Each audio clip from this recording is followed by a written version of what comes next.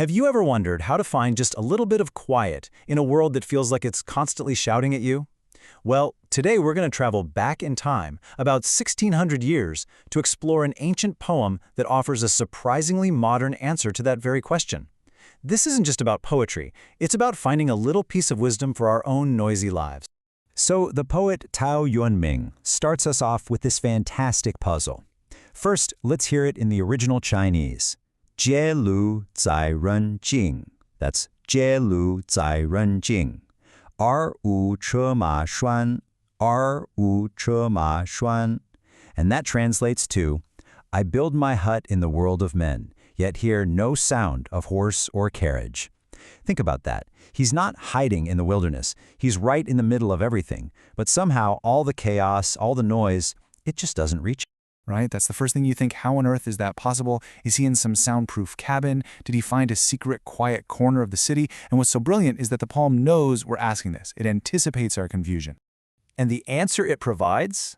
Well, it has absolutely nothing to do with location. It's not about geography at all. It's about philosophy. It's about a secret that lies within the mind itself. He actually says it to us directly. In Chinese, 问君何能尔? 问君何能尔? 心远地自偏, 心远地自偏, which means, you ask me how this can be so? A distant heart creates its own seclusion. And there it is. That's the whole secret right there. The quiet he's found isn't out there in the world, it's something he's cultivated inside himself. So let's dig into that phrase, 车马喧 or 切马喧. This isn't just about literal traffic noise. In his time, the clamor of horse and carriage was the specific sound of government officials, aristocrats, and ambitious people rushing around, networking, climbing the social ladder. You can think of it as the ancient equivalent of our nonstop email notifications, the pressure of career goals, and the endless hustle for status. It's a metaphor for that whole anxious world he decided to step away from. So here's the breakdown. Your physical reality, being in the human realm, surrounded by all that noise, can be completely separate from your mental reality. If you cultivate a distant heart, a mind that isn't caught up in all that ambition and worry, then your physical location, your duh, naturally becomes its own quiet, secluded place. It means that peace isn't a destination, it's portable. You can carry it with you. Okay, so the poem has just given us this pretty big philosophical idea. Now, it does something amazing. It shifts. And it grounds that idea in a single, vivid, unforgettable image.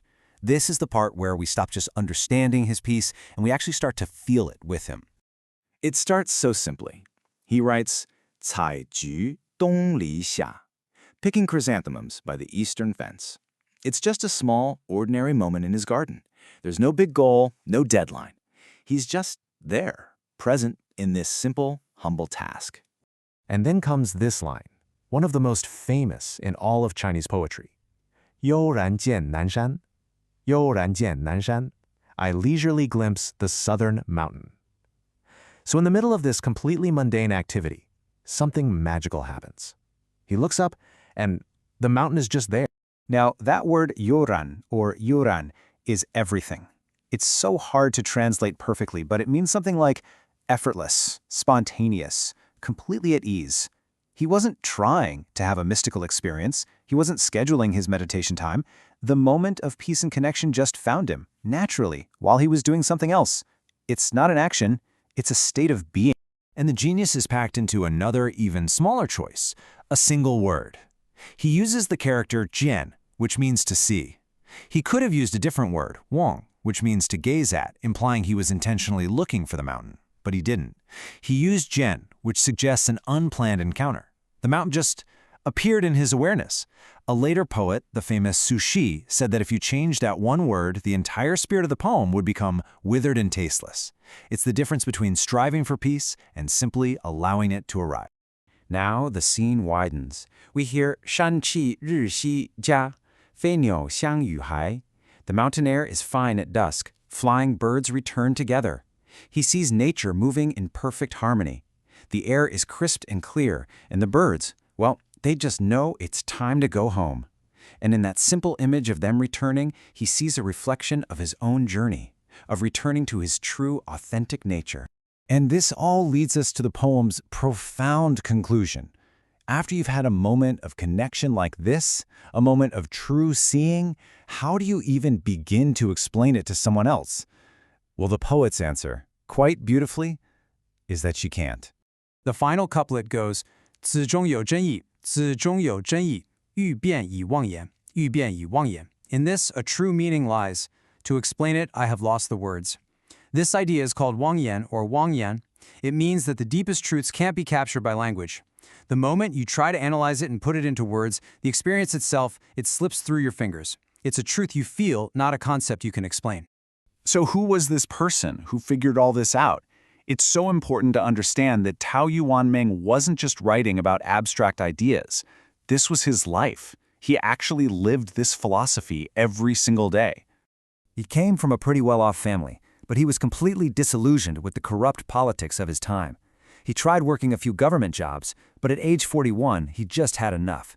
He famously quit his last post after only 80 days, saying he couldn't crook the waist for 5 pecks of rice, which basically means he wasn't going to bow and scrape to corrupt officials for a tiny salary. He literally walked away from the horse and carriage noise and spent the next 20 years of his life as a farmer, living simply and writing poems like this one. His words are so powerful because they're real. He earned them. And that brings this ancient poem right back to our lives today.